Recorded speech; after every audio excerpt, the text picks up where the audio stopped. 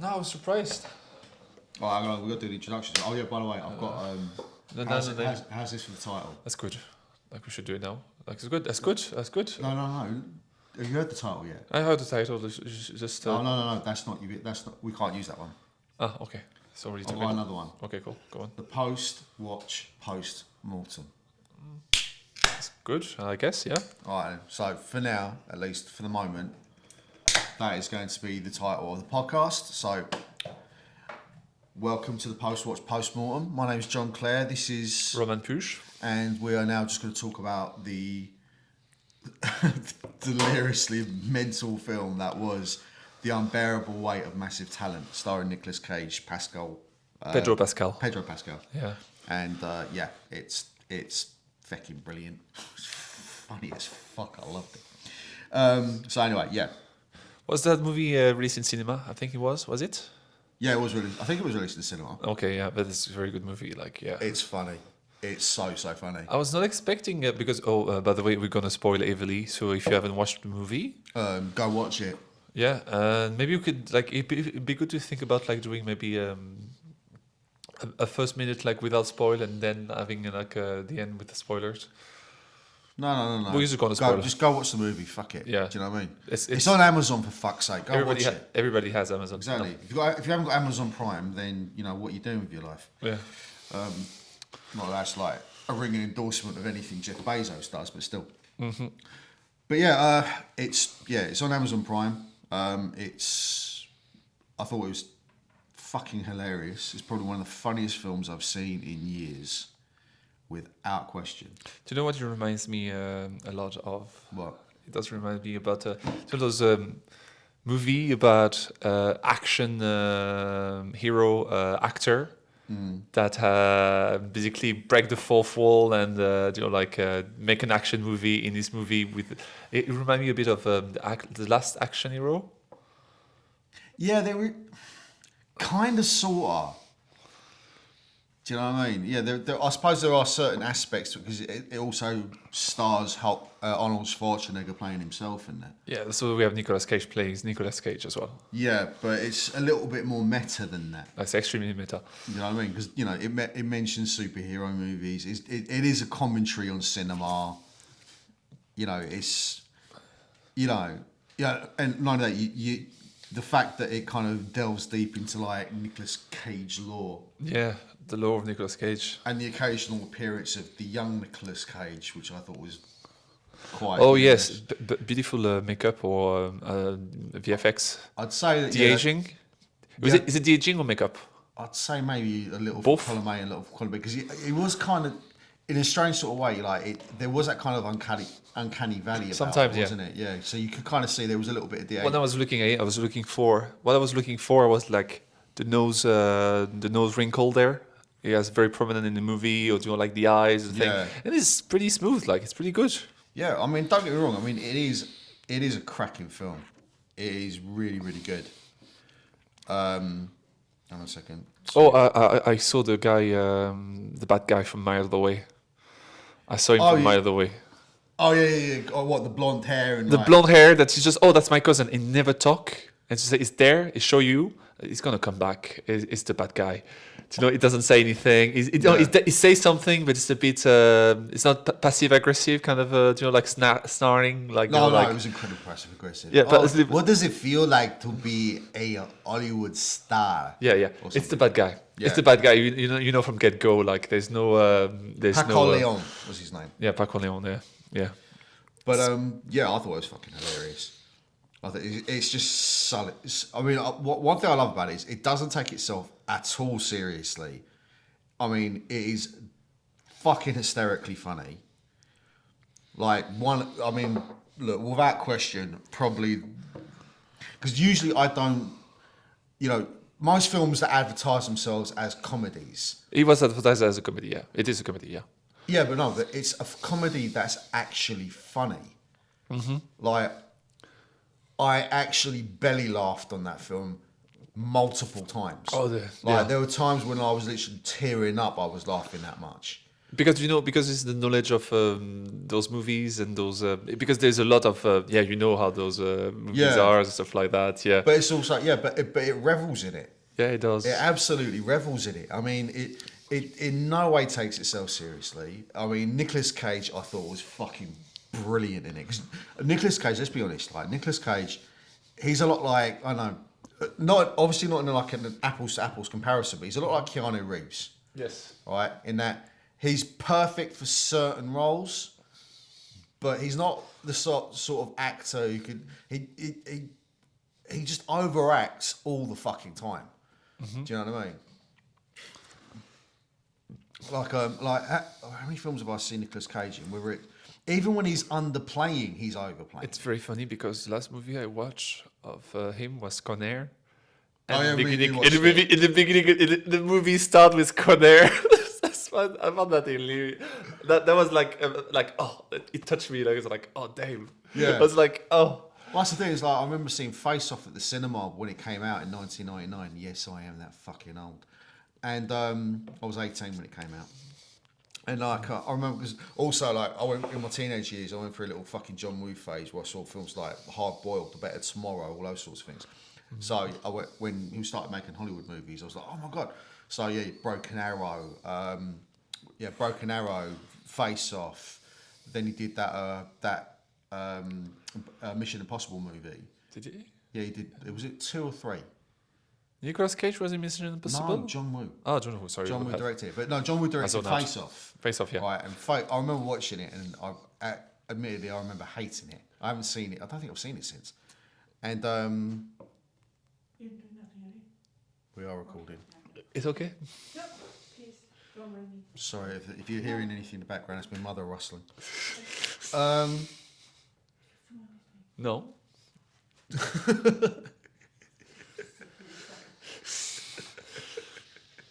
We're leaving this in. Yeah, we're leaving this in. Yeah. It's okay. What are you leaving in? Like it's recording. It's fine. It's okay. It's okay. Please block me out.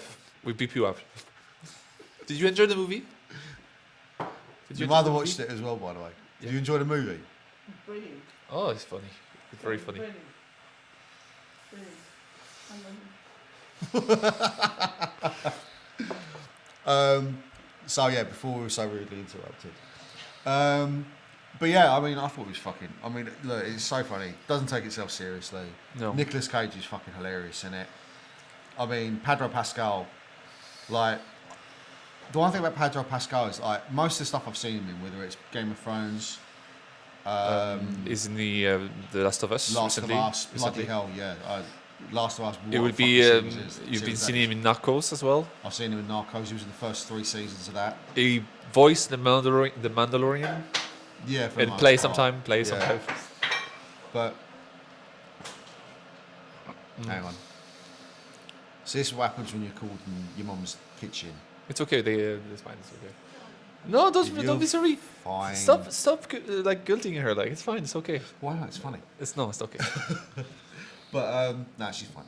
But yeah, like the film itself is bananas funny. Yeah, but Pedro Pascal, I thought was like, considering the films I've seen him in, TV series I've seen him in, and especially if you just after coming off the back of Last of Us, like I mean, that film, let's just say that series, is not exactly what you called light-hearted to.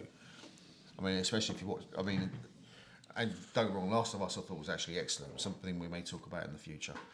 But, that's why it's good. He knows to do comedy as well. He's actually a funny actor. Like his facial expressions, his physical acting. Yeah. Like the scene when they're climbing over the wall. Oh, I want to talk about this as well because every time they're together and they're vibing, it's like looking 6 years old. Just making stuff up, like yeah, you have to follow me there. It's like it's like looking 2 kids having fun, like making stories and like the moment when they are in the wall and there's like, oh, damn my head and stuff like. I must have done that when I was a kid. Yeah. And I see where like that kind of where he goes, oh, I must take you down to the cliffs. And the thing is like because initially when the CIA were involved in it, I just thought, oh god, this is going to be fucking goofy as all get out, and it is goofy. It is goofy, but it's goofy in a good way, right? and the fact that, yeah, I mean, it's and the cousin was, as you said, obviously the bad guy. It's like from mile away. they drop these tropes in, and they are tropes. Yeah, they are. And They talk about in the movie the kidnapping and stuff like that. They Yeah. are tropes. They are tropes. They are all like tropes. for people to understand or to catch the audience, stuff like that. Yeah, I mean, but the fact that it kind of, because it is very much a meta commentary on Hollywood. Yeah. Do you know what I mean? And because like it is a meta commentary, it is.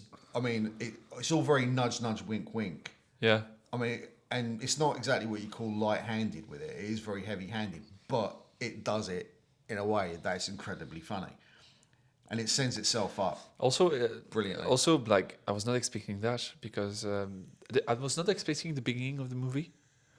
Because it's funny because the movie, the trailer show you that as a comedy of basically it's like failing artist. It's like a guy who Nicolas Cage who lost himself and met this guy, and basically they have like a fucking crazy adventure with him, like and then he got back to his mojo and start acting. That was what was I expecting, but we start with the kidnapping thing. Yeah, and it's very strange because in the movie they say, oh, you have to put the kidnapping and put this in the trailer. They never put the kidnapping in the trailer. Well, things they didn't put like most of the stuff about it is because, like, to be honest, I remember seeing the trailer and I thought it was going to be like. To be honest with you, I did not. The movie that was advertised was not the movie we got. I thought it would and be that like was incredibly smart. Yeah, that's very smart. Yeah, because like look at it this way. Like most movies, I mean, how many trailers have you watched that basically tell the story of the entire fucking movie? Too many. I mean, what was it? Even like some of the major plot twists? What was that crappy Terminator movie? Was it Genesis when they showed that John Connor was really a robot in the fucking trailer? That's because see, when you go to cinema, it's just like maybe for the people who didn't watch the trailer, that's great. Well, no, no, not really. But it's, but one of the reasons that you go to a movie. I mean, the trailers act as advertising. And the thing is the trailer didn't this time for this movie. Yeah, the trailer didn't fool you. But you didn't see all of it. Yeah, it didn't do a Marvel where it kind of inserted scenes that were... Or the cousin, a scene of the cousin and a scene of the daughter being kidnapped and Nicolas Cage have to take the gun and go back. It didn't show you any of that. No, not any of it. No, it's just you, Nicolas Cage, going in Spain and trying, like, connecting with this guy and making... It would have seemed like, like a Woody Allen movie. It's so... I saw it like a Woody Allen movie or one of the... Woody Allen or like one of those arty movies. I thought it would be one of those arty movie that try to like talk about like a meta movie. Well, it is a meta movie, but it's not an artsy up its own arse meta movie. No, do you know what I mean? It does. It instead of like taking itself seriously, it sends Hollywood up. Yeah. It takes the piss. I mean, not only that, it takes the piss out of fucking Nicolas Cage as well. Like, it does, because like, and the thing is like the fact that he's so game throughout all of it. Like especially at the start of it, where where he's showing like his careers on the downturn. He's refused the movie role. They went in another direction. Like a lot of knowing like Hollywood kind of again nudge nudge wink wink. But what they also did really well was that he didn't get the role, and then they threw in this guy Javi is in Spain wants to give you $1 million to go for his birthday party. Yeah, for his birthday party, and. Initially, he's kind of reluctant to do it. He wanted the role, didn't get the role, so he reluctantly takes the lose touch with his daughter and stuff like that. Yeah, it shows him basically that his career's on the skids. The relationship with his family, especially his daughter, isn't exactly in the best of places. But then, it just sets up this whole kind of batshit mental, utterly daft, hilariously funny, piss take action film. Yeah. It was very cool. It was very cool. It was. I didn't see the action movie coming. I didn't see it coming. Not even remotely. But also the action is hilariously funny. Yeah, because they don't take them. The character take themselves seriously. Yeah. But how he shows is like ridiculous a little bit. Yeah. Yeah, it's completely over the top. Yeah. So I mean, deliberately so. They do it deliberately. They go completely bananas with it, and the fact that they go as bananas as they did. And still make it. I mean, again, I can't stress how fucking funny the film is. It is just so I mean, who wrote the script? Let's find out. Writers Tom Gormican and Kevin Etting. Users credit. Like, really funny. How you make this thing come around? Like, it's pretty good. Like, yeah. And not only that, you can also tell that they made that movie clearly on a budget, right? It was. I mean, okay, it wasn't like it wasn't a like $200 million movie. You tell they made it, but they made everything count. Like the action is just gloriously over the top. Like the only little bit of CGI is when when you got the young, what would you say, the ego of Nicolas Cage, where they de-aged Nicolas Cage. Is alter ego? Yeah, well not. Ego. His Ego. Yeah. His ego is like he's basically like, he embodies. You're a movie star. You don't want to be taking these little roles. All this kind of crap. And with the hair and everything. Yeah, exactly. Like straight out of fucking. What's the film I'm thinking of? I think it's Helldiver. No. One of his early. Oh, fuck's sake. Speed. No, that's not Speed. Reeves. 90. Prior to Con Air, it came out in the early 90s.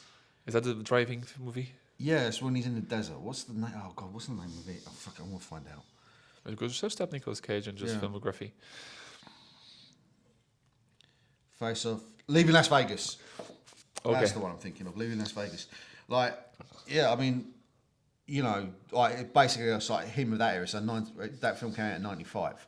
So that film was, it's just so gloriously over the top. Mm-hmm. You know what I mean? And the fact that, that's probably the only bit where they introduced CGI in order to de-age it. Maybe it was just makeup. No, I don't think so. I don't think so. I think there was a little bit of CGI in there as well. Maybe they both try to connect the dot. Yeah, I see that. Yeah, but yeah, very good. Can we talk? What can we talk about this? I don't know. Come on, fucking keep the conversation. Up. But like,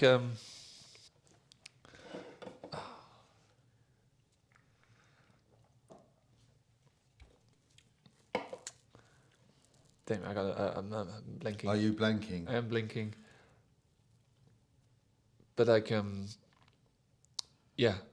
this thing that those two characters playing like this kind of a 5-year-old, like kind of like dream, like they want to make the best thing ever. So they're gonna be like they keep saying their plan and everything. And I like the meta thing when they're like on acid and it's like, do you know what? Oh, we should have a drug sequence too.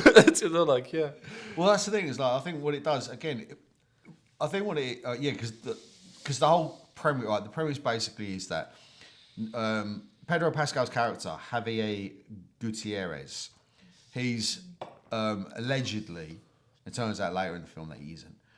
His cousin's the real evil one.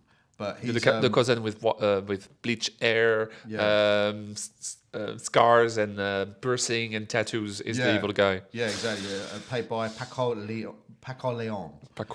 And but the thing is, like, the whole kind of mysterious foreign geezer. Like extremely rich. Turns out he's a massive fucking Nicolas Cage weeaboo. Do you know what I mean? He's like totally infatuated with him, especially that scene. You know that scene where like he's trying to. We think the girl that's been kidnapped. Oh, by the way, there's a kidnapping at the start of the film. Some girl gets kidnapped. We think she might be kept in this building here, and like he walks up to it. I think this is just directly after the LSD scene. Yeah. And like, miraculously, after taking a load of LSD, he's still somewhat compos mentis. And the fact that he sent a text message while on LSD. That was funny. Yeah. Haven't taken hallucinogens. That's not possible. I can assure you that much. But it's Nicolas Cage. It's Nicolas Cage. He's not Chuck Norris, is he? No, it's Nicolas Cage. Like. But anyway, he goes up to this building and then all of a sudden it takes a slightly kind of weird, uncomfortable turn. Yeah. Where he goes, if you come in here, because Pedro Pascal kind of appears out of nowhere. He goes, if you go in, you'll think differently of me. So he goes, you better let me in, Harvey. It could be anything. So, It could be anything. And the fact that he walks in, and it was basically a huge fucking shrine to Nicolas Cage. Yeah. And that one scene, you know, that one scene with the glitter cushion, and Nicolas Cage kind of wipes his hand across it. Everybody knows those cushion. Everybody knows those cushion, like glitter cushion that you wipe in, and there's a face of Nicolas Cage. I love afterwards, like, because he puts his hand across it to wipe his face. It's disgusting. Yeah, he does it. Yeah, and the next thing, and the fact that Javi comes along and fucking straightens it all back up again. That was class. And what I was going to say something, but like, yeah. I like also it's explained in the movie how he's like so good to like he's on drugs and he's so good at keeping up. Do you know when he poisoned himself? Oh Jesus, that was funny. So the CIA basically they give him we'll totally spoiling the fucking movie. We still recommend go watch the movie. It's like a poison dart gel kind of thing. And this was supposed to take out the geezer that's following him. And what does he do? He kind of like open the door and just like sweat himself and and then next thing is like there's this whole fucking very funny scene with Nicolas Cage getting increasingly fucked up on this this poison or whatever. Yeah. He comes out the window, he comes in, falls over, whatever. I mean it's all completely bananas. But yeah, I mean the fact that it's just such a good film.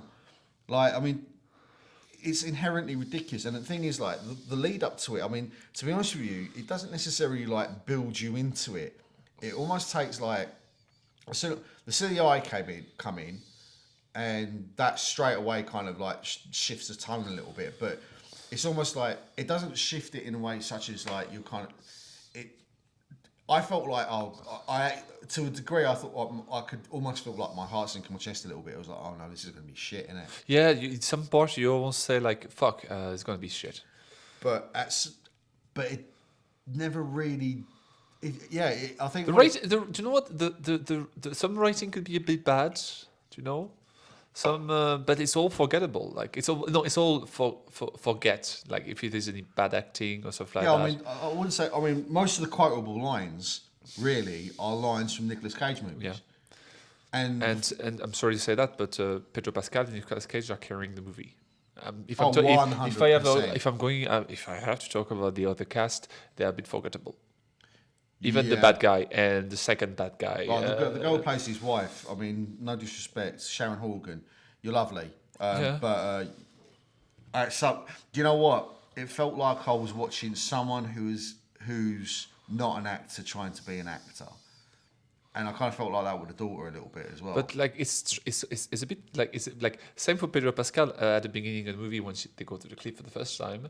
He was an actor trying to play bad acting, and he did brilliantly. Yeah, an actor trying to do bad acting. That's pretty hard. Like, and also that moment when the camera locks up and just like face, it's like the Nicolas Cage face. I remember that scene. Oh yeah, when he just turns back around again. It's like he get his mojo. It's like yes, I still got it. But I mean, like if you want to make criticisms, right? And I think why not? The supporting cast is meh. Fairly meh. I don't think the direction is fairly pedestrian in a lot of ways. There are certain ways like you can tell that this movie was constrained by its budget quite a bit. But, most of the movie we saw was constrained by the budget. Well, yeah, true, but you could tell that there's certain things that when you say all movies are limited by the budget, but the bigger the budget is, the less limitations you have. Right, so it's clear that there's certain things that kind of limit the film, but it is like I said, the direction is fairly pedestrian in a lot of ways. Like you wouldn't necessarily say like, I mean, there was one or two camera angles that were quite clever. There's a few I can talk about. Maybe the reflection Nicolas Cage shot. Do you know when he's going back for his gun and he looking at himself in the statue and it's a good shot. Yeah. There's a few good shots, but they're just like a handful, one handful. Yeah. Because like also there's a huge continuity error. Kind of a bit disappointed. Which is this? You know when they there is this thing they play with the weather a little bit. when basically Pedro Pascal was starting to distrust him, the weather changed drastically. It went from sunny to a bit overcast and then rainy. Well, And then when they went for the to confront each other, like in the it's all rainy and so like it's wet. You see, the place is wet. So like there's rain and everything, and they go to the jeep to go to the cliff for the last time, and it's all dry and sunny. Like, yeah, I think. Well, that's probably like one of the big drawbacks about shooting outdoors is like you are governed by the weather. And again, if you're on a tight budget, you've got I just saw limited time to shoot this movie, so you've just got to get it done. This moment kind of put me away. It's like, Yeah. you know, like continuity error. Like the weather was like damp and rainy and overcast, and then we are back to exactly the same day that they were like at the first time at the cliff. Yeah. And what I suspect is they shoot those two scenes at the same time. Or same day. Yeah. Do you know what I mean? Well, yeah, I think, but again, like, unfortunately, when it comes to like films, I mean, and again, we don't want to kind of label the subject when it comes to budget, but you can tell this budget was really constrained. But as you say, I think Nicolas Cage and Pedro Pascal carry this movie. If any other two actors, right, this film would fall apart. I mean, Neil Patrick Harris is in it very briefly as his agent. He's just a TV actor as far as I can see. Most of the actors, although I did kind of love Demi Moore's cameo right at the very end. Which one? Demi Moore. Her cameo right at the end, playing the wife. You know, right at the end. When Demi Moore, like the actress. Yeah. Like, okay. But see, out of nowhere, like I was like, what the fuck? What's going on? Like, it was like, what first of all, I said the Jeep changed. Yeah. And after I said like, Yeah, and it's outside a much more kind of opulent building. Yeah. Yeah, but with an American flag like judiciously hanging in shot. But generally speaking, yeah, I just don't think it's. And there's some lazy tricks as well. Like for example, there's like that time when they're chasing the bicycle. And it was very funny. Like it's like, oh, stop the car. So the guy like we could like stop the car now. So the guy like the bicycle guy just like gets knocked by the other car. And when he got knocked, he dropped the knife in the back of the booth. Oh yeah. First of all, they show you the knife falling in the booth. So obviously, classic, this is going to be significant. Classic Chekhov rifle. Yeah. They show you that knife. They don't talk about it. Yeah. And later in the scene when they're chasing inside of the city, they show again that knife. A little bit that knife is moving, so like, that knife is there. You know, like. Yeah. And then at the end, she throw that knife, and there's a perfect cut though when he just stab him like this. Yeah. And the cut is perfect, you know, like it's Yeah. just like he's like you see the knife and he cut in, and then we cut back to literally a cut. Yeah. So that maybe the knife has a signification there because it's a literal cut. It's a cut tool. Ah, yeah. Roman push, over-analyzing everything. But like, basically it's a cutting tool. So it's a cut to the movie that end up this story. Like, Yeah. so it's not that dumb. Sorry about that. It was literally the cutting tool to cutting to But I mean, like again, that's the thing. Like, the script I think is fairly good, right? The acting talent outside Nicolas Cage and Pedro Pascal is fairly limited. Let's be honest. The two CIA agents, they couldn't be more cardboard if you cut them out. Do you know what I mean? Like, generally speaking, like a lot of the acting is fairly wooden. The bad guy is like That's by design. That's by design. Yeah, it's a classic bad guy. Yeah, he plays the typical over-the-top 80s bad guy. Do you know what I mean? The budget was 5 million. No, it's like 5 million more than Everything Everywhere at Once. So it was a bigger budget. It was a slightly bigger. I don't know when you talk about millions, but like a slightly bigger budget. Maybe because of the acting as well. There's two major actors in it. Yeah, maybe. But I'd say at the same time, like, I mean, like if we're going to make that kind of comparison. We should never, because it's different team, different. But that's the thing. Like, budget isn't everything. Is what? No, budget isn't everything. Budget isn't everything. It's what you do. It's what you do. It's how you use it. How you use it. Like, in some films with a limited budget, they'll put everything on the fucking screen. Don't get the feeling this was the case. I mean, I like the fact that a lot of this there's very little in the way of VFX. It was a lot of SFX. Yeah. You know what I mean? Like that scene where he plays the mafia boss, where Nicolas Cage plays the mafia boss. He's got to kind of convince his way in. With the makeup thing. Yeah, with the makeup. Like, so again, like, oh yeah, your wife just so happens to be a makeup artist. Coincidence? I think not. Obviously not. So you know what? She ends up becoming a plot device in a way. For Nicolas Cage. Not just like a case of, oh yeah, I've got to save my family and save my daughter, but also like she literally becomes a plot device in terms of like, oh yeah, she's the makeup artist who makes him look like someone else. Also, her daughter is a plot device as well, because if her daughter was not there, he will not feel like he needs to save this girl that's being kidnapped. Yeah, but the thing is, like, it does play, but again, like, it does kind of send that a lot of that up. Do you know what I mean? It does, like, it takes those tropes and it sends it up, and it does it in a very funny way.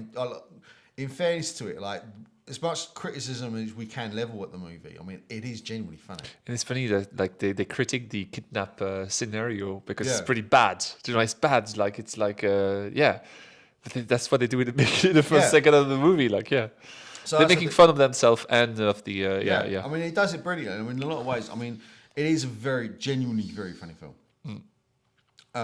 But in terms of like whether or not it's, I mean, it's a sort of, I don't know, I would say it's like one of those, you're not going to be looking at this film in 10, 15 years. I'd say the greatest film of all time. Yeah. It's not the GOAT. It's not a GOAT. No, it's not even close to being a GOAT. No. But it's a funny, good, enjoyable movie. Yeah.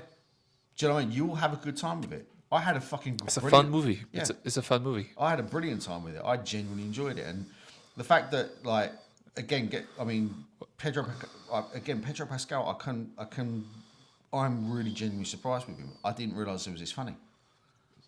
I knew he was that funny.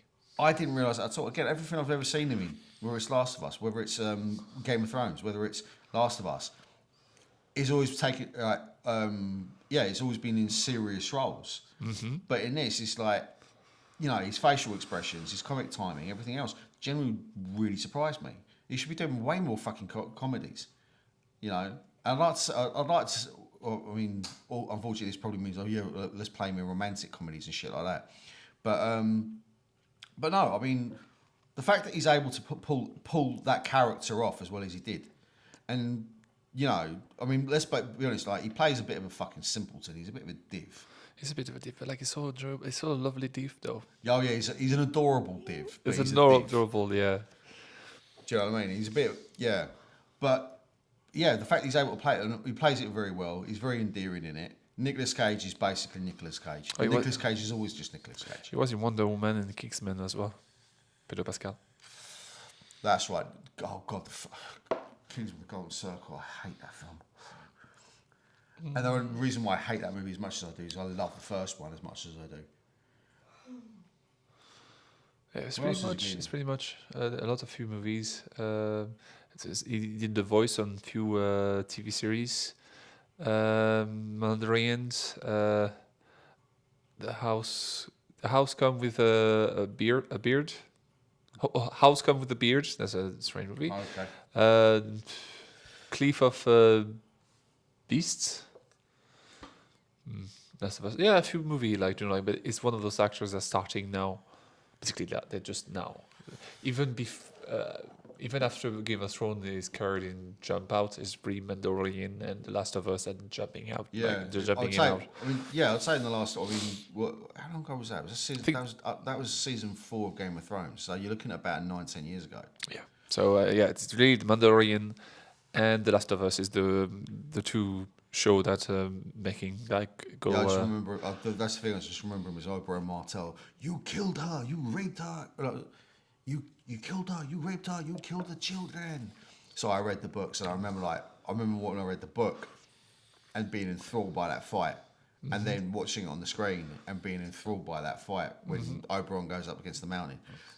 So yeah, I mean, I don't know. I mean, like, in terms, I think the problem is right now. Right, insofar as of us talking about it, is that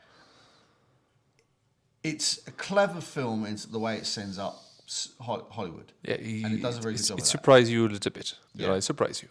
But it's funny. But the more you start scratching away at it, and like what we're doing, when you start examining it's mean to do that.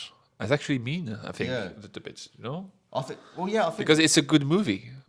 It's it's a good movie for what it is. It's a good movie for what it is, but like you can pull hair and stuff like that, and it just like So this is the problem when you start doing. I know what you try to do. It's not a critic. I don't hate that movie. There's a few things that could be. Do you know, like Well, that's like, the problem with criticism, though, isn't it? In it's general, problem with criticism in general. because Like, when you because sit down- Nicolas Cage, and to be fair, like the writing is a bit corny, but that's normal and by design, by design. Even the scene that's not like corny to be corny, like, it's strange. The scene the way they're talking is a bit corny, but Yeah. but then they're extra corny when they try to be corny in the movie. yeah, Yeah. especially when it comes to the. I mean, basically, like you, Paco Leon, who played the bad guy, like he's chewing up all the scenery. Do you know what I mean? It couldn't. When you mentioned Last Action Hero earlier on. You know, with Charles Dance, the bad guy. The glass And eye, the glass glass eye. eye with the fucking smiley face in it. Yeah, or I mean, you're right. right. Basically, I mean, if he had that glass eye with a smiley face, Same in it, movie. No, but yeah, same character. Yeah. Yeah, I mean, you could basically see that happening.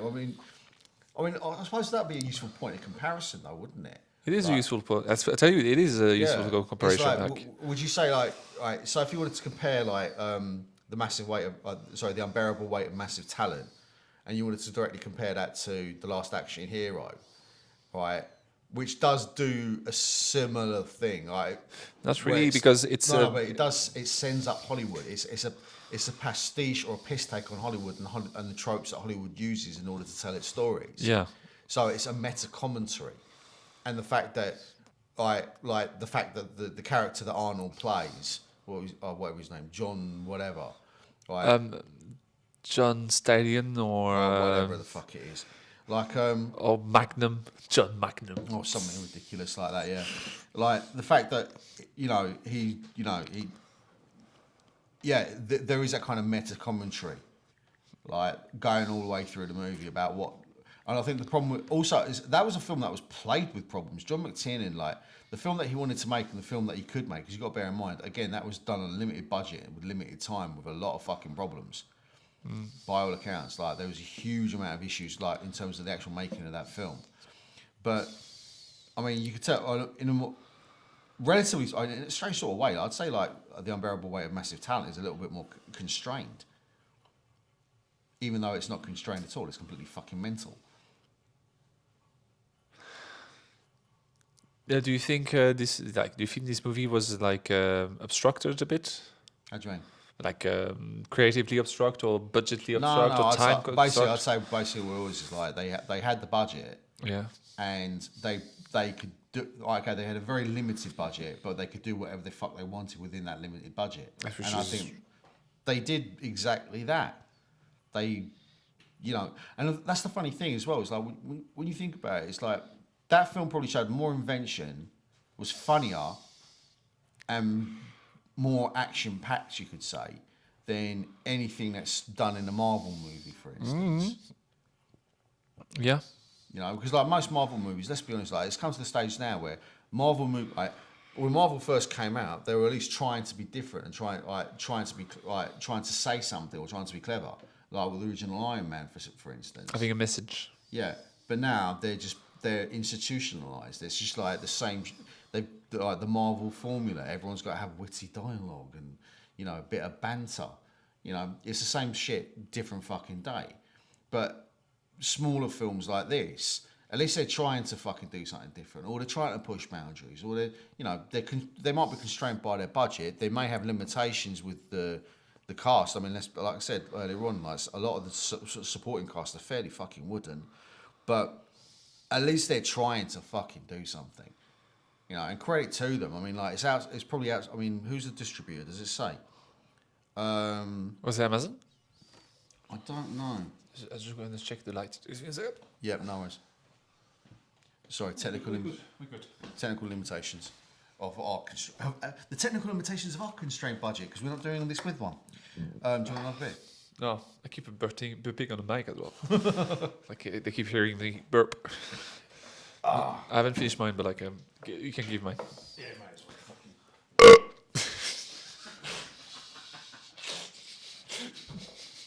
Yeah, leave that in. Just zoom on my face while I do that. It's just like. There we go. Thank you. Sponsored by Brewdog. We wish. Sponsored by Brewdog. But Real men drink Brewdog. yeah, but okay, look, we made a few criticisms. I mean, if you start Because I feel I need to talk about something and I try to critique it and I feel bad critiquing. It's like punching kicking the dog or punching a paraplegic kid. Like it's like it's easy, but it's not that funny.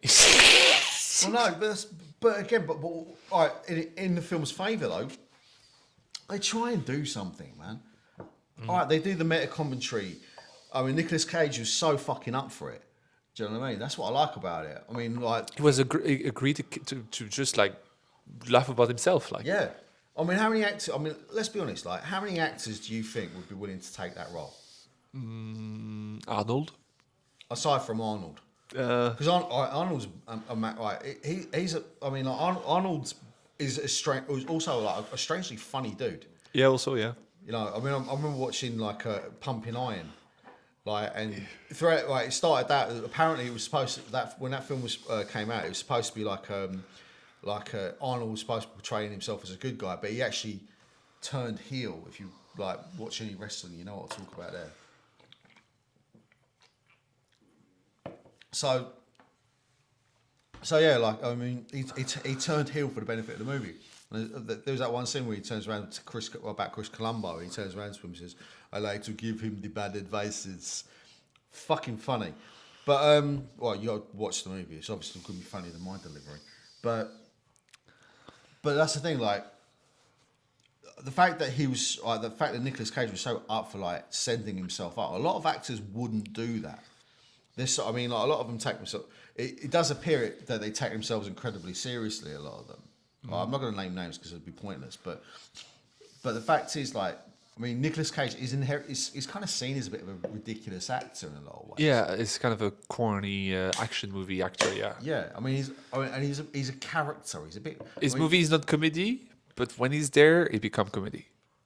Yeah, like that scene from the remake of fucking the Wicker Man. The bees. This is actually not in the movie. Huh? This is not in the movie. Is it not? It's not in the movie. It's I a deleted didn't know scene. that. It's a deleted scene. It was never in the movie. Oh, really? Sorry, I haven't watched the remake. Sorry so I don't to. know. I've just seen that clip so many fucking But like times. everybody has seen that clip, but that clip is not in the actual movie. Have you seen it? No, I don't want to see it. We should do that as one day. Watch the remake. Just a Nicolas Cage like marathon. No. Oh, well, I think, yeah, but that's the problem with Nicolas Cage as well, and I think he knows that himself. I think he's very self-aware. I'm just going to because I say stuff, but sometimes I'm wrong. But like the B scene is actually not in the movie. What's the name of the movie again? The Wicker Man The Wicker Man. remake, not the original. Wicked Man. Wicker, W-H. W-H. Sorry, W. No, there's no H. Sorry, W-I-C-K-E-R. W-I-C-K. E-R. Right there. Bees. Not the bees scene. Okay.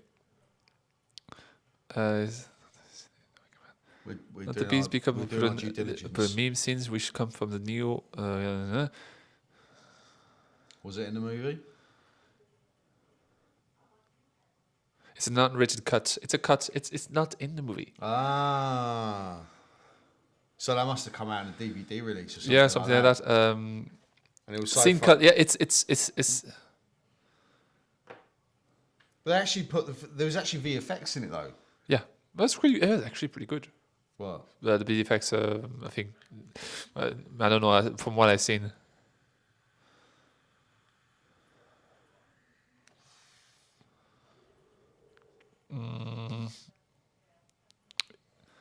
Yeah. Okay. So it's it's an uncut version of the. It's in the uncut. Yeah, in the uncut Ah, version. okay.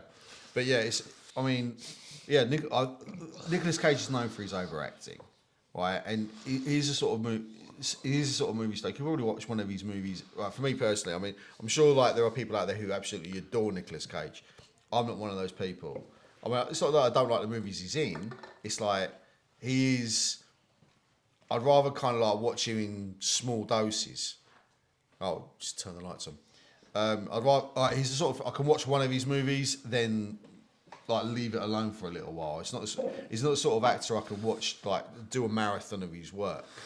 No, but like if you want like to have fun, every of his movie is good. Like fun, not fun laughing, but fun like enjoy. Like If you just want to enjoy the film, yeah. yeah, it's just want to enjoy like a film. Like don't think about it. Just like watch any of this movie. Is that actually all kind of good, in that sense? Yeah, I mean, Con Air is corny as fuck. Face Off is corny as fuck.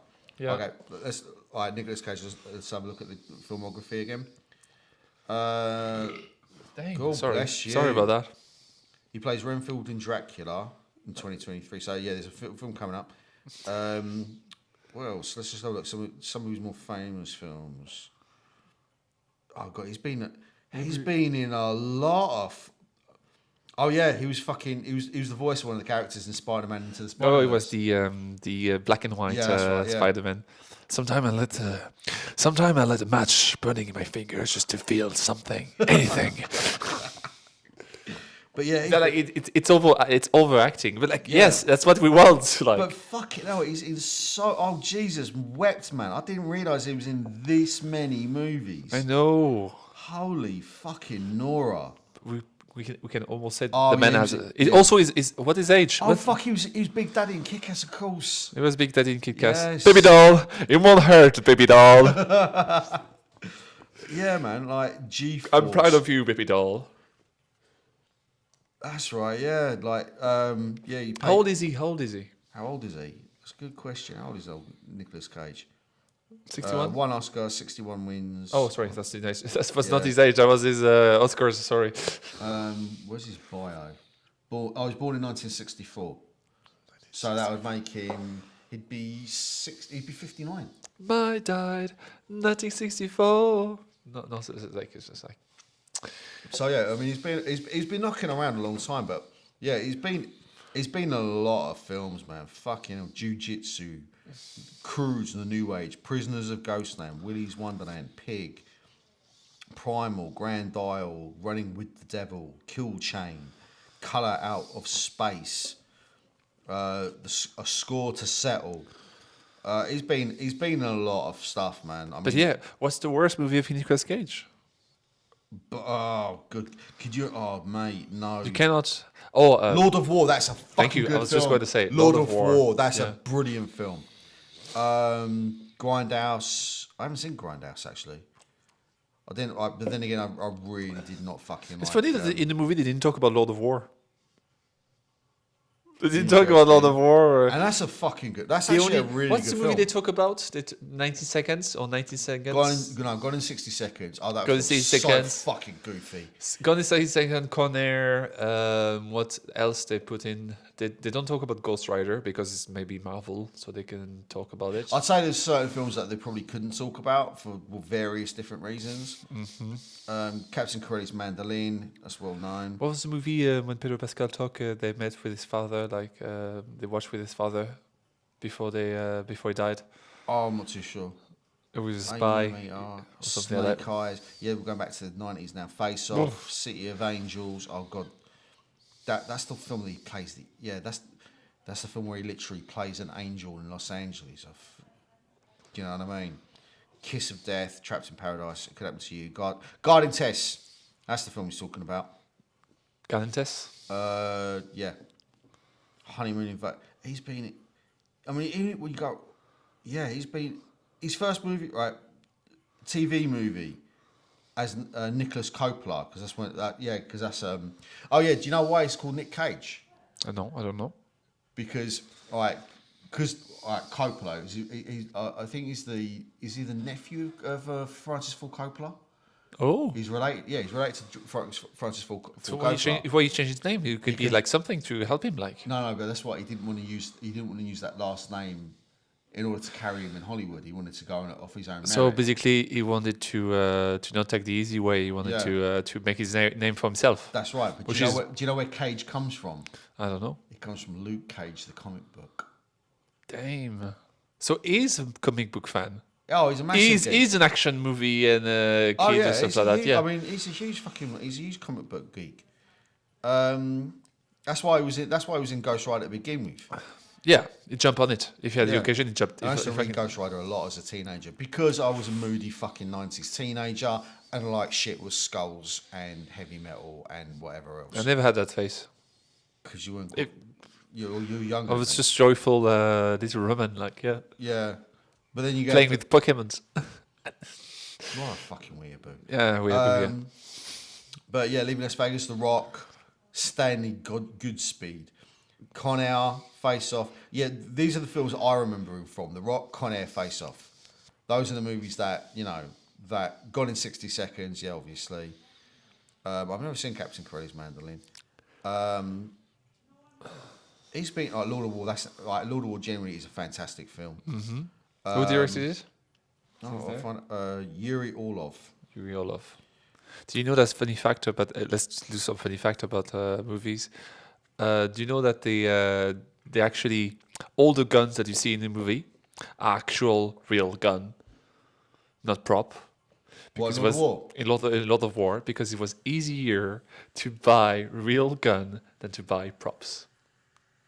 It's cheaper. It would make the movie cheaper to buy like real guns. The thing is but this is where you get. Most guns in movies are real guns. I know, yeah. They just shoot blanks. Yes. That's the difference. The cartridges, the gun is real, the cartridges is modified. What they do is they remove the bullet from the cartridge. Yeah, so it's basically like they put the gunpowder in, they crimp the top of the cartridge. And sometimes they put extra gunpowder, to make it like boom, big. Boom, boom.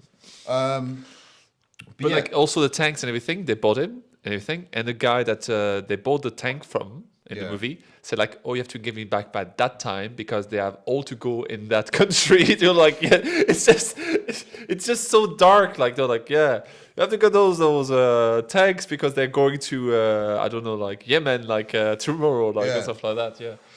See, that wouldn't surprise me because that's the thing is like, yeah, I mean, like they even now it's still. I mean, the fact that Russia is doing so well in Ukraine. A lot of it's just down to it depends when that video come out. Like to be fair, like yeah.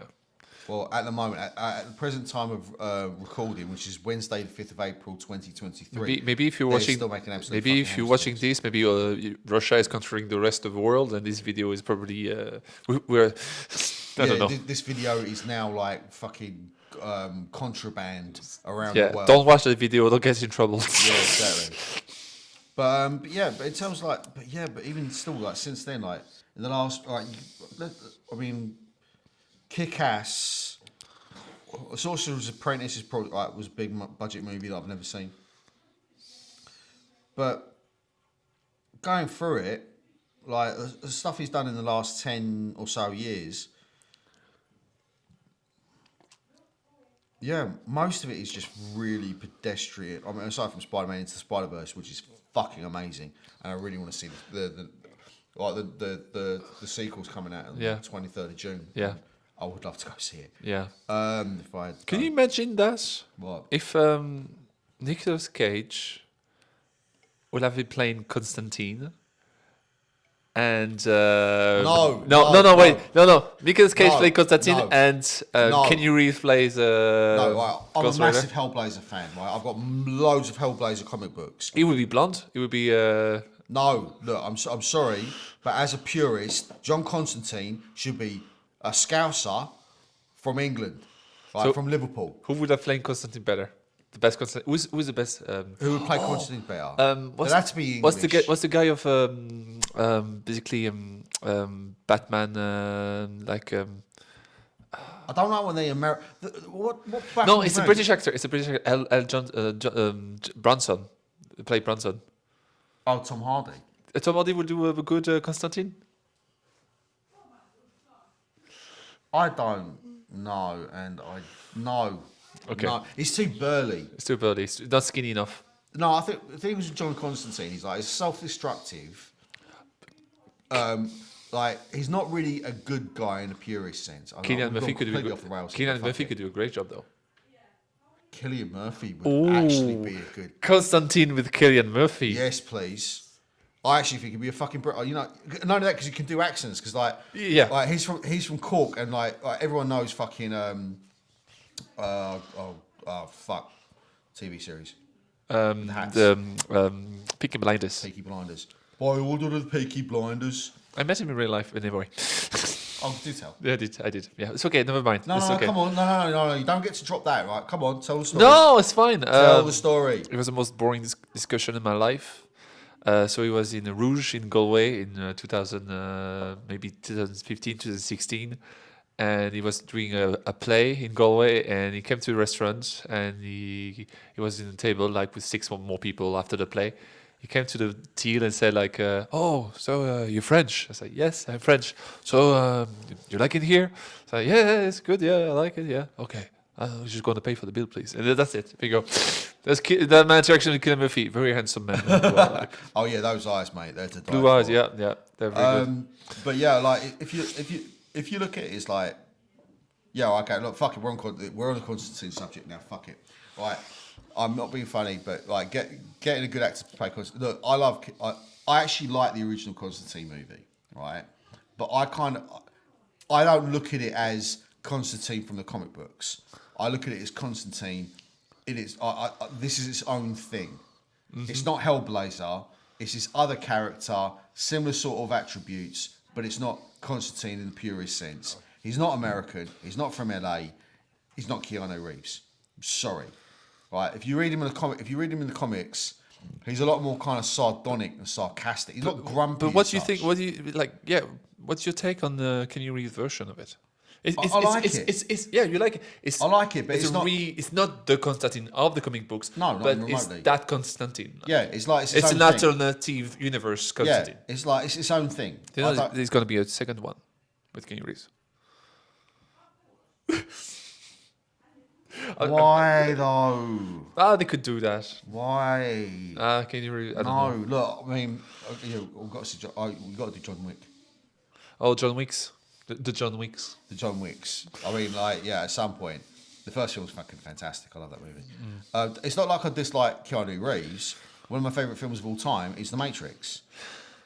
Not because I'm some blue pill, red pill fucking... Like, because take all that nonsense out of it. I don't care about the Wachowskis. Everybody has to be honest. It's one of the best movie of the beginning of the 2000, like 2001. 1999. That's 1999. Yeah. Was it like in December 1999 or something No, like that? June. June 1999. Yeah, summer. This is the movie that started the 2000s. In a way, yeah. I'll Yeah. go with that. I mean, and not only that, it holds up incredibly well. Yeah. But in terms of like how,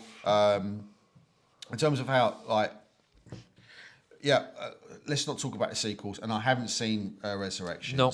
At some point, I may have to, just to satiate my curiosity, and I will probably be looking at it through fucking. But like, Patrick through my Stewart fingers. is in it, actually. Who? Patrick Stewart. The one we saw in that movie. Patrick Stewart. The guy who played in Picard. No. In the movie we just watched, Patrick Stewart is in it. Not Patrick Stewart. Yeah, you're talking about Picard from fucking Star Wars. Star Trek. Sorry. How I Met Your Mother. I Met Your Mother. The blonde dude in okay. Go back to the MPB of the movie we just watched. Yeah, it's there. Is there? Oh no, it's Nicolas Cage. Sorry. Okay. Oh, that gobshite. Yeah. Okay. Sorry, but I'm not being funny. Like Neil Patrick Harris, mate. I mean, I have never seen him. How did I confuse the two? Like, I've never seen him in anything decent. Never. See, Gone Girl. Gone Girl. Oh fuck. He's in that. Yeah. Did you forget him? I haven't seen that film since 2015. Yeah, Gone Girl. Is it Gone Girl? Right. The thing is, I just remember that film. It's the guy who got killed. Rosamund Pike in that movie. Oh my god, she's fucking fantastic. She killed him. She killed Neil Patrick Harris. Good. Yeah, in the movie. All right then. Gone Girl aside, I've never seen him in a good movie. Honestly, and This movie as that well. whole How I Met Your Mother TV series. I mean, I'm not being funny. It's like Friends for fucking. I don't like Friends. For millennials. Huh? It's Friends for millennials. It is what it is. I'm a millennial. I am a millennial too. I suppose, yeah. But It like, is, it is like 1981 to 2001, apparently. I'm like an old millennial. I don't know if that's a good thing or not. I'm basically the latest millennial. Like You're a millennial, young millennial. yeah, millennial and 1995, and I'm 1994. I thought it was like 1999. Do you know what? All these fucking like millennial, like, oh yeah, Doesn't we're make any sense, but it's none of it kind makes of any sense. It's all bollocks, man. But like, yeah, to be fair. I'm sorry, but boomers, Okay, Gen boomer. X, Okay, boomer. millennials, Gen Z, whatever the fuck, man. It's all just nonsense. Because the thing is, like, you look at it this way, right? If me and you were supposed to be millennials, yeah, I'm born in 1981. You were born in 1994. Huh? 1994. You're right. You're 94. Right. I'm 81. Right. So there's 13 years between me and you. Right. And although look, we are good mates, but at the same time, right, there's in terms of like what we're into. Like you're way more into like Japanese manga than I ever. Not that much, but like I aside. keep saying that I'm not that much into anime, but like I massive, grew up with them. I grew up with them. Yeah. So It's like look, it's you like grew up with Dragon Ball Z and all that. no, kind of shit. basically my Naruto. love of anime, like Naruto. I'm talking Naruto and stuff like that. That's the same thing with you and the Transformers. Do you say you're a Transformer fan? Oh yeah, when I was a kid, I loved Transformers. When I was a kid, I loved Naruto. Fair enough. There you go. Yeah, but that's the thing. Again, And Pokemon. Like, right, so like, And the fact, Yu-Gi-Oh. like those 13 years, like the stuff that enters into pop culture and then eventually gets kind of carried through. Like it's because when the Transformers movies came out. When the first one came out, I was 28, I think. And so that'd be what 19. That'd be 2000. Was it 2009? The first Transformers film came out. No, I was older. No, it's older than Before that. I think it's 2007. Yeah. So I was about 20. Oh, yeah, I was 26 when that film came out, and that was basically to kind of hop on the nostalgia of my generation. Right, people were kids back in when little kids in the 80s. So, I mean, my memory of the 80s is very vague. Like I remember like Transformers. I remember some of the stuff I liked back then, but I remember Thatcher being a twat. So I grew up in the UK, so I've got an intrinsic hatred of all things Tory, but or conservative or whatever. And I hate Margaret Thatcher. She's a bitch. I hope she rots in hell. Don't start John with politics, please. Don't start me with politics. It's not a good look for anybody. But yeah, I mean, this whole thing, the whole thing about millennials, the whole thing about fucking whatever else, like I just can't be arsed with it all. Because it doesn't really mean anything. It's just marketing. It's just marketing strategy. Or is marketing, or is like labeling something. Yeah, I mean, none of it makes any fucking real sense. I mean, like okay, boomer, like Gen Z, our generation. I remember when I was younger, I thought like, honestly thought like when I was a kid, we were at the vanguard of humanity. And then you get older and you realise, no, you weren't fucking. Can you imagine like you deluded little shit? Can you imagine in the Roman era, say like, oh, those are such Caesar people, Yeah, like. but things like who the fuck was it? There's a Roman historian. I can't remember for the life of me what the name is now. It escapes me. But that they honestly thought that they were at the height of human innovation back then, and at the time they were absolutely, but. In terms of like where we are compared to where they were 2,000 years ago, it's night and fucking day. I mean, we're still dumb monkeys like scratching around trying to find out why we're here and whatever else. I mean, as I like to say, we're the least dumb monkeys. I mean, all right, okay. I mean, we're smart. We're borderline smarter than orangutans, but how much by I don't fucking know. Mm-hmm. Oh yeah, we can build houses. All right, then we're destroying the environment in which we live. You know. Smart monkey. No, we're dumb monkeys. We're just not as dumb as all the other monkeys. Mm. But yeah. Never mind. But yeah, but at least we can enjoy movies like The Unbearable Weight of Massive Talent. Yeah, that you should watch. I mean, yeah, okay, look. Watch with your family. Watch with your watch family. with your family. You have a good time with it, man. Watch like watch with your mom or dad or stuff like that. It's a good movie. Like yeah, Watch with your pals. yeah. You know, watch with your brothers and sisters, whatever. Get some snacks. Get some snacks. Get some Cokes or Pepsi or stuff like that. Or and watch just, that movie. Yeah, watch the movie. It is fun. It's a good time. Can you watch it with your kids? Yeah, it's a kid friendly. watch It's a it with kid your friendly. kids. It's a kid friendly movie. Oh yeah, there's a bit of swearing in it, but so what? The kids like yeah. Yeah, My first. No, all the violence is completely bloodless. When I was a kid, I watched Starship Trooper. Like when I was a kid, that's my first memory of watching a movie in my home, like a Starship Trooper. I have such a depressing memory of that film.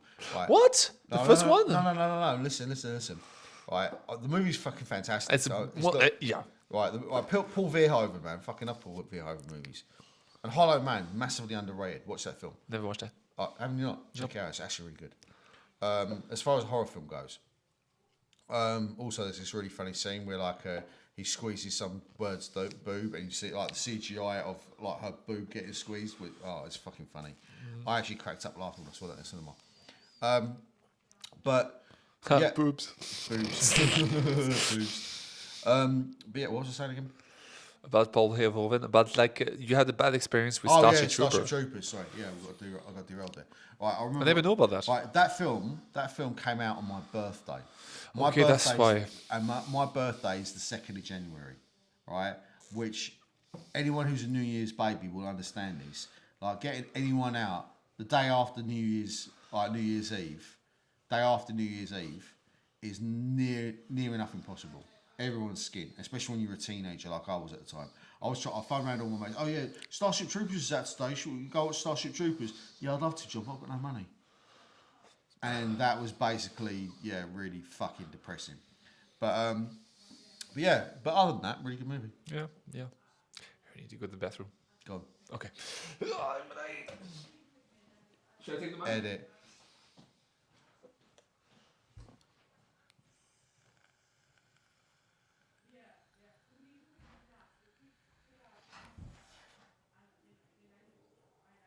I'm currently blowing smoke at the camera. It's probably very rude of me.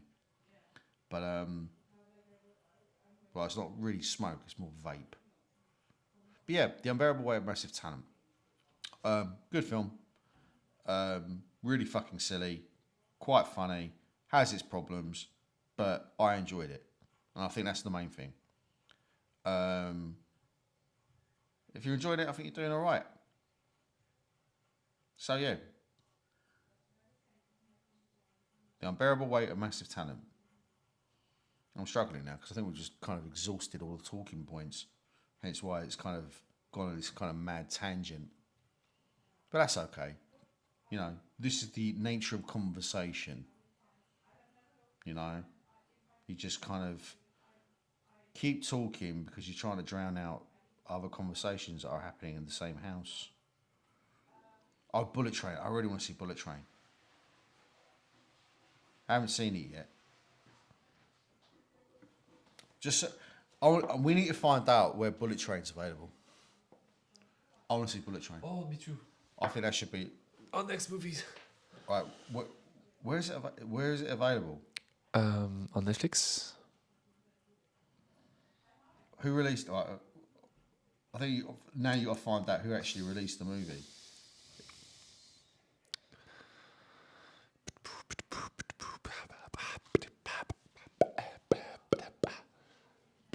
Writers, all cast and crew.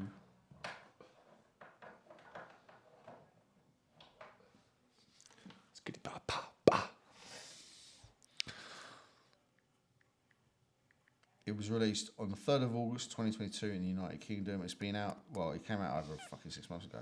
Actually did fucking $85 million. Oh no, it had a budget of $85 million. And it grossed worldwide 239. 25 million for Everything Everywhere at Once. And 30 for, what was the name of that movie we just watched? For fuck's sake, I can't remember. The Unbearable Weight of Massive Talent. Yeah, so the budget is quite high. Bullet Train is quite high. Budget. Oh, yeah. But even then, like, I mean, like, you got to look at it this way. Like, back in the day, like Sony Picture, Sony Pictures. yeah, Sony Pictures. Be on Netflix then. It is on Netflix. Oh, it's on Netflix. That is going to be the next movie. We got to watch Bullet Train. No, why not? Yeah, yeah. Absolutely, that film looks bananas. Or is it Top Gun as well? But yeah, It's also like a kind of a piss take of action movie as well. A bit. Every action movie now is is a piss take of action movie, kinda. I suppose, yeah, because I mean, I think to be honest with you, I mean, like, it's come to the stage now where there is literally nothing original under the sun. Oh damn! Do you know what I mean? It's like how often do you see an original movie now? Everything, everywhere, all at once is kind of very original. Yeah. But even though sometimes It uses a lot of tropes, yeah, though. tropes from like kung fu movie, The Matrix. Yeah, it does. Yeah. It does. I Yeah. mean, but it's a really heartwarming, right? It's a really heartwarming family tale wrapped up in a completely fucking mental movie. And yeah, that film is, as we said in the last podcast, I think that was one of the funniest films I think I've seen in years. Like, funny, heartwarming, some nice inventive action. I mean, that was a genuinely very good film. I think some of revolutionary movie, like Well, it's going to be harder and harder and harder to actually make a but it's revolutionary not that. film. It doesn't have to be that hard. I think we're overthinking this. I don't think we are. I think to be honest with you, is like cinema now is so well defined. It's really hard to come up with something that's completely new and out of the But it box. was never new. It was never new in the first place. Yeah, but that's the thing, though. I mean, like, I'm not saying that as a criticism. I mean, like, it's just a reality of. It's just a reality of human creativity because we always fall back on the same kind of tropes. No, but like what I tell you is movie like story never changes. It's always the same story. True. Just the tools are different and the techniques are different. Yeah. Because 100%. like one example I'm going to say is The Thing, the movie The Thing, by John Carpenter. Yeah, Carpenter. The first movie, the movie that we know from John Carpenter is a remake of a black and white movie. True. And then we have the newer version of The Thing that was done in 2003. That was like a prequel of the Yeah, movie. the 1980s one, the one with. And basically, that's the perfect example. All three movies are the same movie, just the era they were make and the tool they will use were different. Yeah, like Scarface. Scarface was remade. So there's a black and white version of Scarface. Yeah, There's it came out in the 1930s. Well, Scarface was because the reason being is because in the original movie it was actually a biopic about Al Capone. yeah, Came out but in without 1930. talking about Al Capone. Yeah, I mean, they literally called him, like, Scarface was his nickname. Right? So that's where it comes from. But what they did was, like, funny enough, was it Francis Ford? Hold on a second, I need to find this out. 1 second. Francis. Coppola, Oh no, we'll go Scarface. your fat face. All right. Scar. Thank you, mother. No, it's Brian De Palma. Yeah. So is there a third remake of it, like a modern remake of it? No. So what I'm saying, The Thing is the best thing. Like there's a black and white version of it. There's a 80s or 90s. Yeah, came out in the 80s. 80s, and there's a 2000 remake of it. Oh, okay. Like three movies that's the same movie, but different. Like I think what's happening now is just it was always the case. We're doing the same movies. We're just using different tool and different also political thing. Political climate does factor in, yeah. For example, The Thing. I think The Thing. The original was maybe about Cold War, the communism or stuff like that. Yeah. The 80s one was more about I don't know. Like social, maybe communism? social black and white was Cold War was still going on in the 80s. yeah. I don't Cold know. War was still going on, so it was still Cold War maybe. And the last one was I don't know what was I didn't watch the last one, but yeah. So yeah, to be honest, I actually don't, have I seen any of them? I don't think I've seen any of them. You So I didn't don't watch know. The Thing of Carpenter? No, I don't think I've seen it. It's actually a good film. That's actually a pretty good. It's one of my favorite films.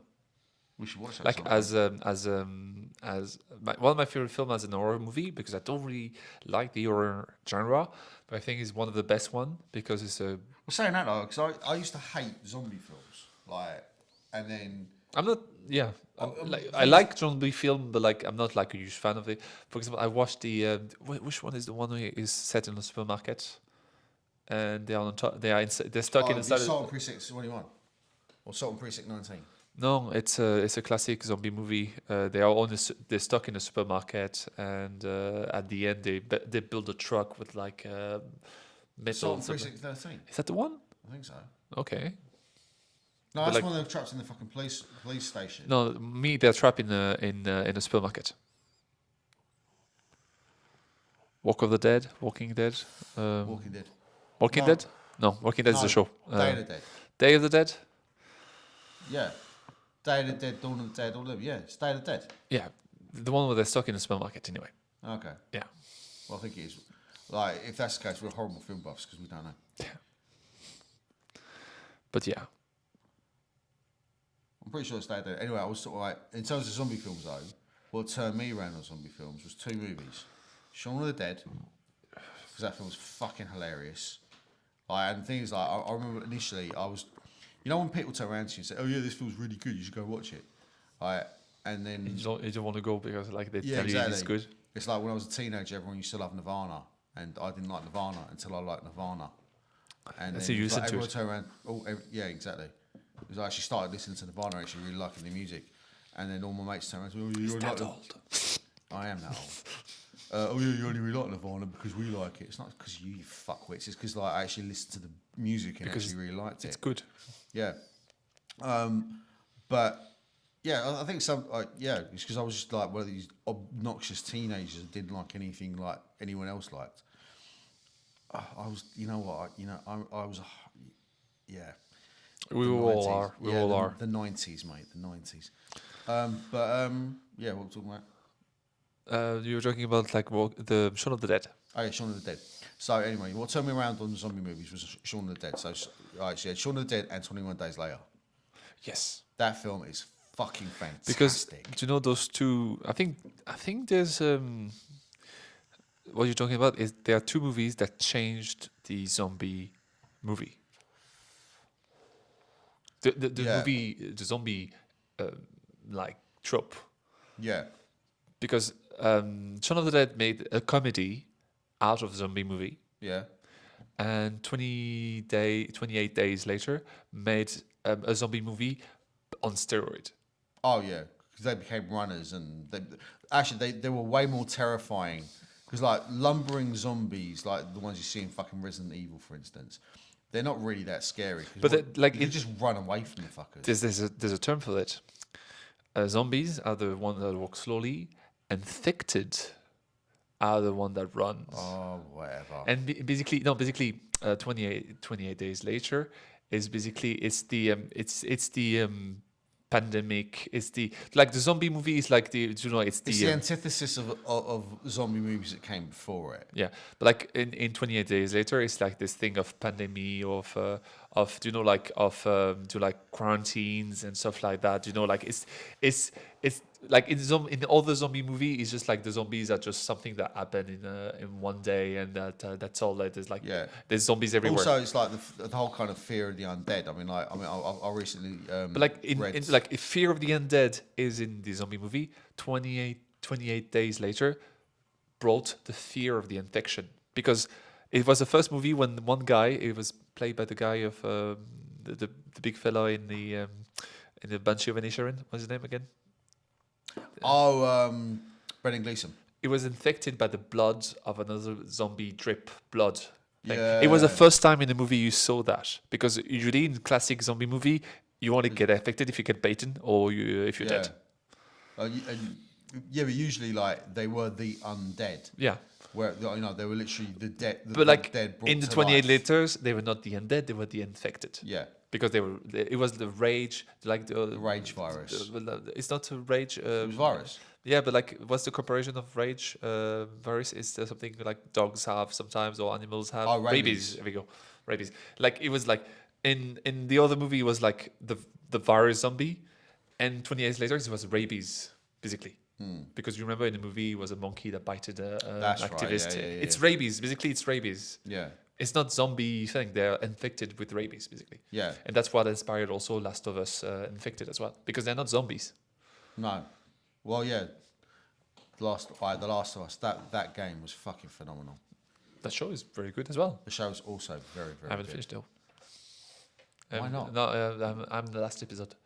You're on the last episode. Watch it, dude. Yeah, I know. I am. I'm We going should do a to. post-mortem of it. We should, yeah. I think. Should we do that? Should we do Bullet Train or should we do like a post-mortem of The Last of Us next? Maybe, but I think I might need to like rewatch some scene of Last of Us maybe before we talk about it.